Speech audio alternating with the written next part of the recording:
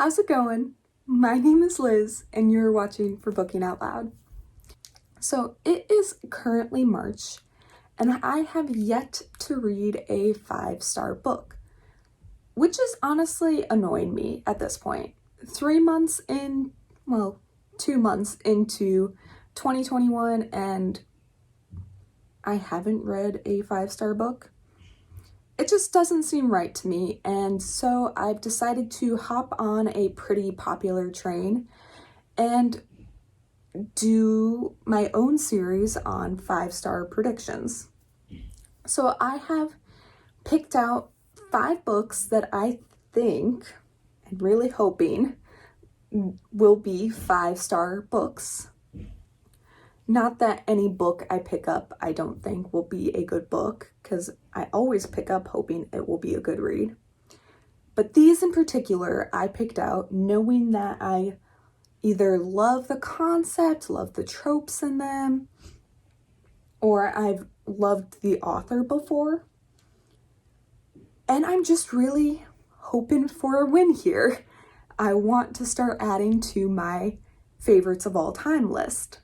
So we'll just see, and we'll go through them. And then of course, when I finish all 5, I'm hoping for a wonderful, happy update with that video. So I have a couple of series in here. I have a couple of standalones, and let's just get into it. The first book has actually been on my TBR for a couple months now. It's The Girl with the Louding Voice by Avid. But this book I picked because it has hopefully a strong female character and something that she struggles with to find an education. From my understanding, this louding voice, or a girl with the louding voice, is the idea that our main character is struggling to succeed in getting her education, and she is going through her life getting her education or trying to get her education. I believe this is a debut novel for Abby Dare. It is. And this is definitely a coming of age story for this main character, whose name is Aduni, I think. I'll have to look that up. But it hits on a lot of things that I really enjoy on coming of age stories, and I just really hope it's a win for me. And I think it will be. I really think it will be. I'm hoping for gorgeous writing. I'm hoping for a gorgeous story. And is it too much to ask for a happy ending? We'll see. We'll see. Now the next book I'm hoping will be a 5-star read. I've heard absolutely nothing but good things about. I haven't heard one bad review. And please correct me if I'm wrong, because I might have my expectations way too high for this book. But it is The House of the Cerulean Sea by TJ Klune. And I don't know if there's someone who hasn't talked about it on BookTube yet, and I just really want to fall in love with the orphans and this supervisor, Lioness. But honestly, I'm ready to bawl my eyes out, fall in love with all of these characters, and just absolutely love this book like everyone else. And honestly, that's why it's in this list, because everyone has said all of the good things and have ticked all of my boxes. Because fantasy, great kids. I mean, yes.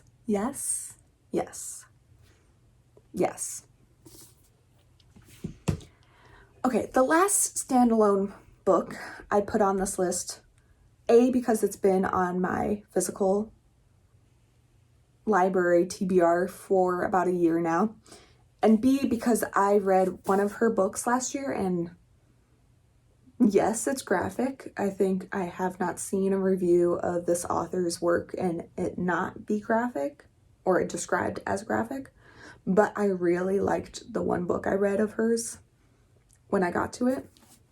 But it is The Good Daughter by Karin.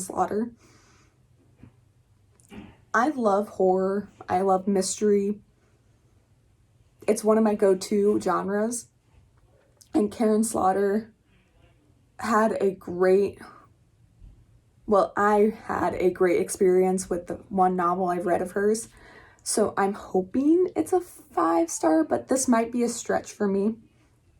This one, I believe, is about a family that had a really, really horrific experience when the main character, Charlie, when Charlie was really young, and it resulted in her mother dying. And now that she's an adult, she's the good daughter. She grew up, she became a lawyer like her dad. Another horrific experience has happened in her town that's kind of resulted in flashbacks and PTSD for her. So we'll see, and it'll be interesting. Now on to my 2 series, and I'm only putting in the first book of the series, and I'm hoping again for good things. So the first and foremost book is going to be Parable of the Sower by Octavia Butler. Octavia Butler is supposed to be an absolutely phenomenal fantasy writer. I have yet to pick up one of her books, and this would be my first one. Absolutely excited. And of course, I chose Parable of the Sower because it's a apocalyptic story. And if you've watched any of my videos, you know that I am a super big fan of apocalyptic horror. If the world's ending, I'm there for it because I'm weird. And this one in particular is interesting because I believe our main character, Lauren, has an empathy disorder.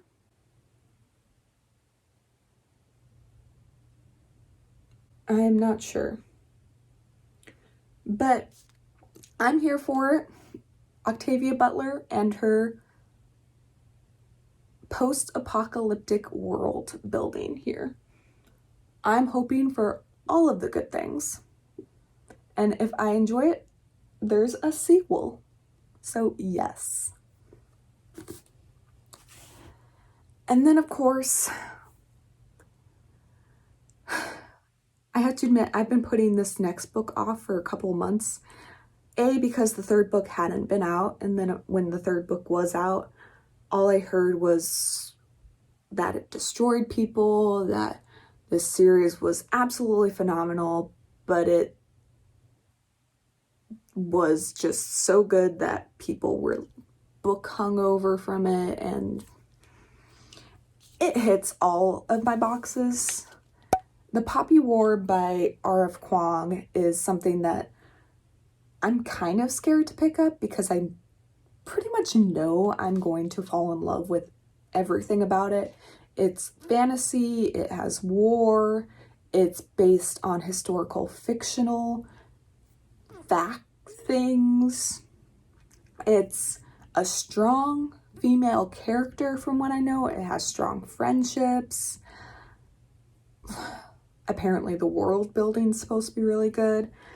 And I'm just here for it, but also very nervous because, again, my expectations are really, really high. And I'm nervous that because they're so high, it's just not going to hit it, or it is going to hit it, and I will never read another book again. If that makes any sense.